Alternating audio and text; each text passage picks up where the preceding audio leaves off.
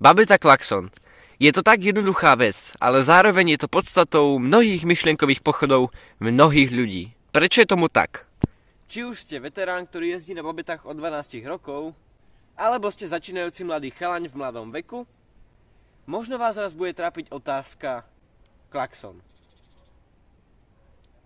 Úprimne, ja skôr ako som si kúpil túto babetu, kúpoval som si ju včera, dokonca skôr ako som si kúpil moju prvú babetu, som si kúpil babetový klakson. Ten bude mať navždy odložený na poličke ako výstavný kúsok. Ja som to vždycky vedel, že babetové klaksony majú hrozný zvuk. Ale až keď som si kúpil toto a videl som a počul som, aký to má zvuk, tak som si veľmi rozmyslel, či bude mať na babete klakson z babety. Prečo je tomu tak? Schválne mi napíšte do komentáru, že či máte babetu s klaksonom, alebo nemáte babetu, či ste začiatočník a chceli by ste mať babetu a zamýšľate sa nad tým, či si tam dáte klakson. No ak si tam dáte klakson, tak si kúpite niečo takéto.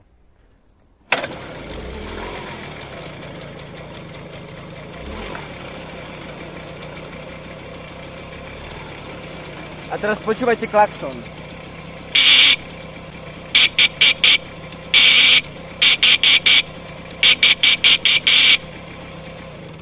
Čiže už chápete, že keď si kúpite babetu s klaksonom, tak máte babetu, ktorá bude mať vpredu kačku.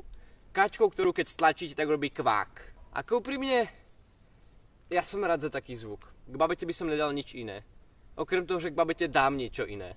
Rozmýšľal som nad tým, že čo s tým budem robiť, s tým zvukom. Lebo toto určite ako klakson na babete nechcem mať. Neviem, ako je to u vás, schválne mi napíšte do komentáru. Ja by som si sem chcel dať klakson napríklad z Pioniera, alebo z takého, možno Mustanga. No a teraz je veľká otázka.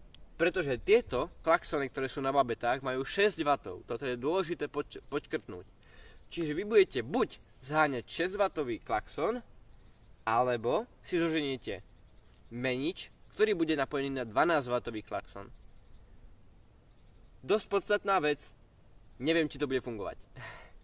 Zisťoval som si, čítal som si na internete podľa internetu, neviem jakej stránky, už som zabudol, podľa chatu GPT a podľa jednej stránky, na ktorej sa objednávajú takéto veci, nejaký Motozemu, tak tam si môžete byť istí, že podľa týchto informácií to bude fungovať. Ja si tým však sám nie som istý. Neviem prečo, neštudoval som elektrotechniku, spýtajte sa Roba, on teraz chodí niekde. Na čo, na metodovú alebo jakú, neviem. Proste elektrotechnika.